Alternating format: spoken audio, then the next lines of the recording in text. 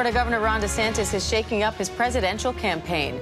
New numbers show he's burning through cash as he struggles to catch up to former President Trump in the polls. Now the campaign is slashing staff. ABC's Jay O'Brien joins me from Washington now with more on that. Jay, how significant are these staffing cuts, and what does it mean for the DeSantis campaign moving forward?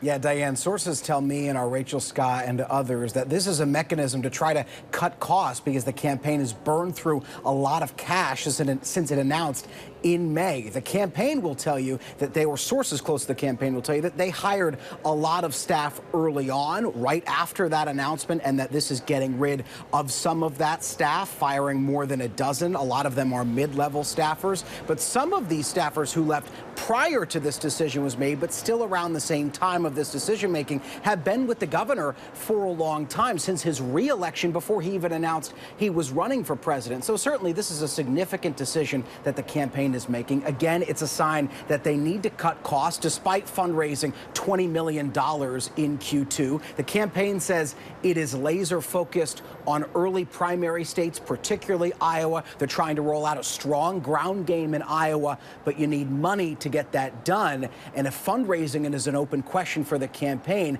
that is obviously a concern, as we still have a long ways to go until those Iowa caucuses. Jay, what else do these new fundraising numbers tell you about the state of the race?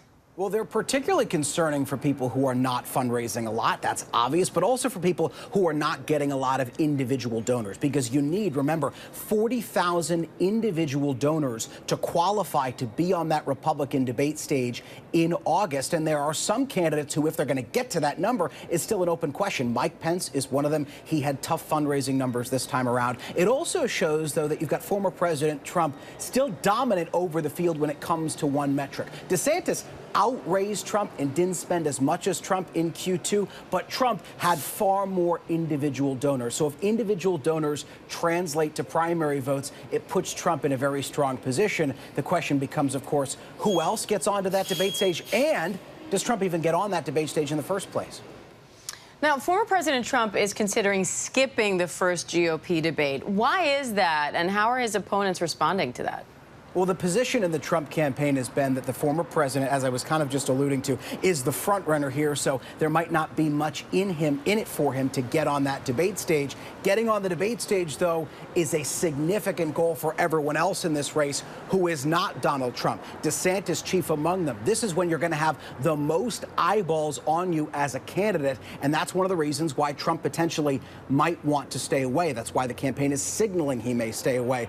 But here is what Chris Christie, a former Trump ally, now trying to get on that debate stage himself, said about that when asked on This Week. His ego, I think, will not permit him to have a big TV show that he's not on. And I think he'd be enormously frustrated sitting back in Bedminster and watching what I'm going to do to him on that stage. Sounds like you're baiting him to come in.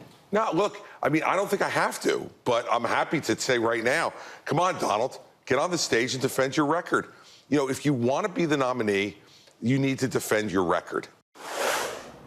Getting on that stage, again, is a significant goal for everybody else in this primary field who's not Donald Trump. DeSantis chief among them, but even others like Vivek Ramaswamy and the Miami Mayor Francis Suarez, who are trying to get a lot of individual donors in order to make it onto that stage, Diane.